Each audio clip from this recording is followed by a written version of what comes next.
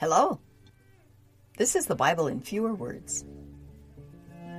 We are Carol and Steve Wells. This is episode 229, Haggai, chapters 1 and 2. Hi, Steve. Hi, Carol. Chapters 1 and 2, is that all there is to Haggai? That's all there is. Yay! Yeah.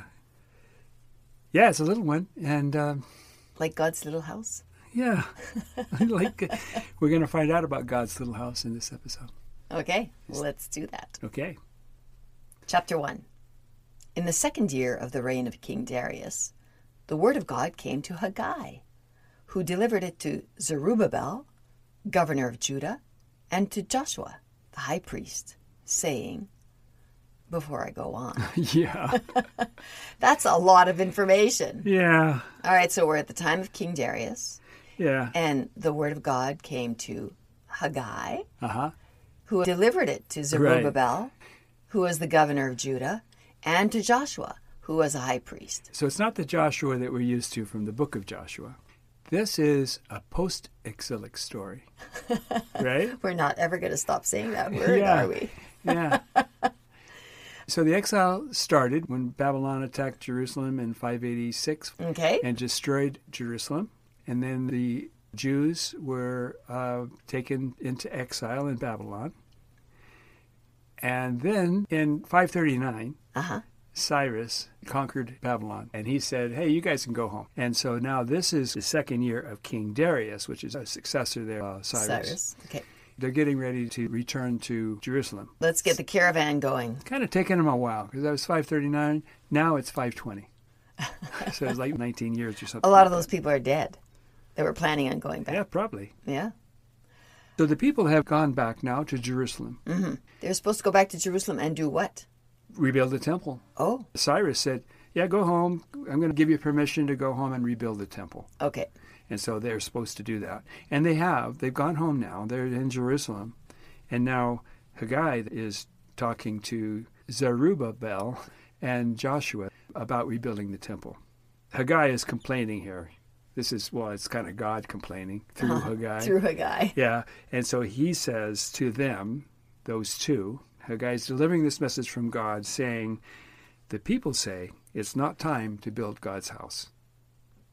Yet they live in fancy houses, while my house is in ruins. Build me a house that I can enjoy and be glorified in. Okay. But you took care of your own things and ignored my request. So I blew on the land, which caused the drought that has destroyed your crops. Then Zerubbabel and Joshua and the people began to build God a house. All right, so that message got across. It did. I made that drought to encourage you, kind of force you to build me a house. Okay, So they're going to do that. chapter 2. 7 weeks later. 7 weeks later. It's very precise. In verse 1:1, it says that the word of God came to Haggai on the first day of the 6th month of the second year of King Darius's reign. Oh, King Darius, he was a historical figure. So we're able to know the exact day that this occurred. The 29th of August, 520 BCE. wow. Yeah. Now, a little later in 7 weeks later. chapter 2, it's 7 weeks, thereabouts. It actually turns out to be 17th of October, 520. Close enough. Yeah.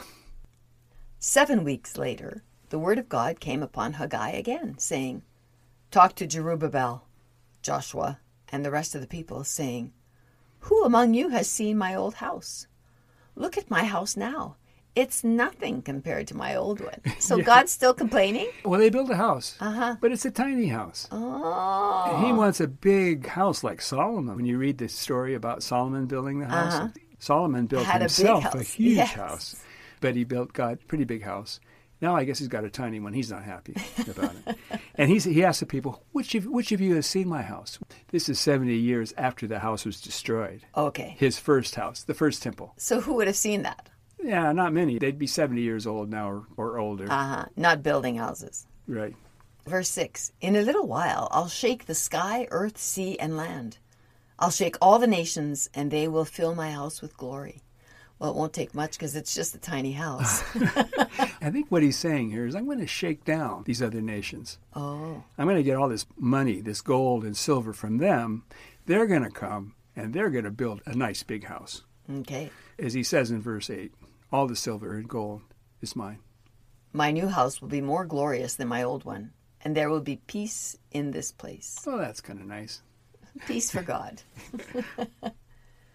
Verse 10. A couple of months later. Oh, I kind of like this.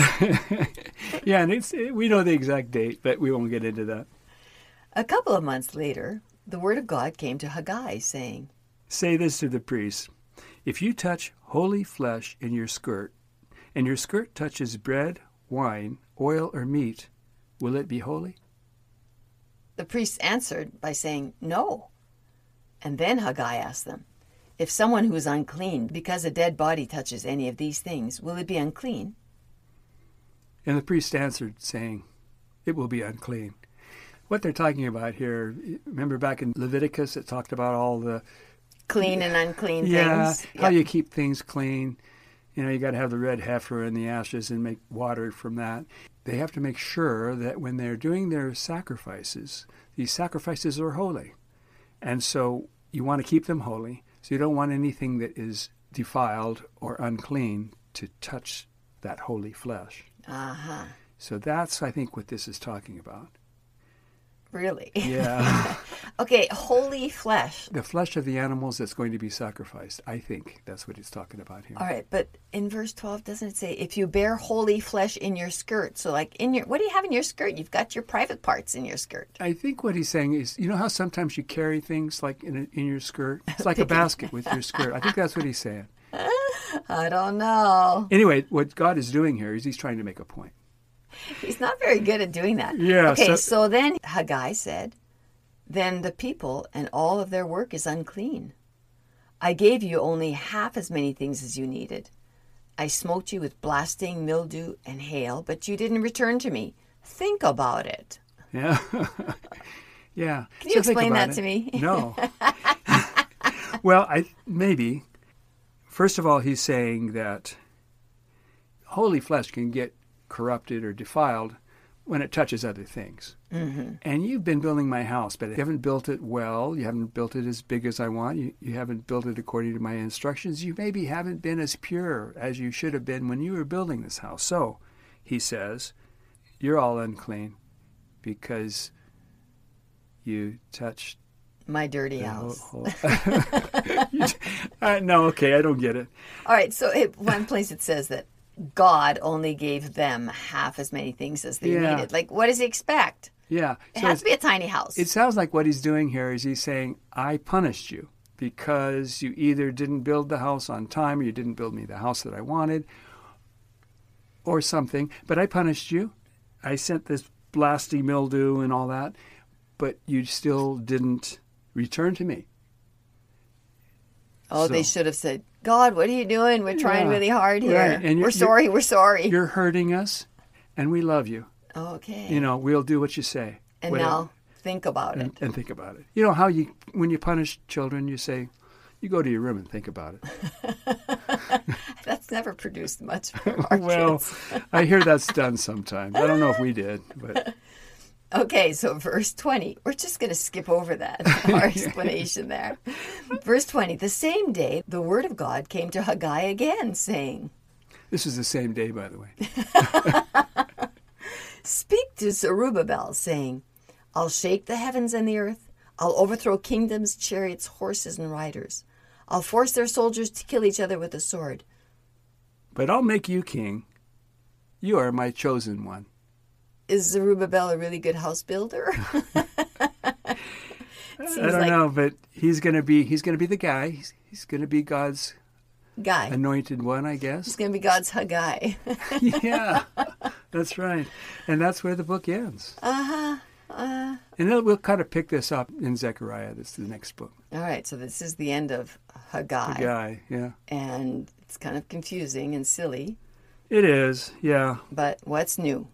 Think about it. Yeah. And build me a nice big house. I want to relax and enjoy life. That's what God's saying. Uh-huh. All right. Thanks, Steve. Sure. And listeners, We'll see you next time. Bye-bye. Bye.